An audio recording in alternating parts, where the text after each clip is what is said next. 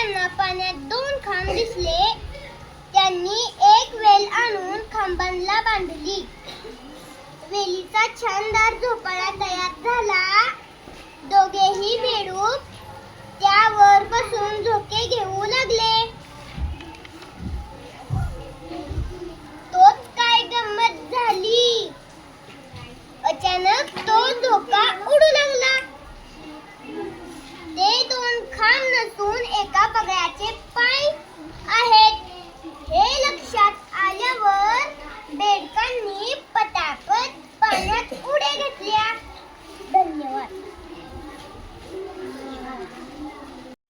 आदर्श वाचक म्हणून निवडला गेलेला हर्षवर्धन याला वाचन गोडीसाठी मनपूर्वक खूप खूप शुभेच्छा.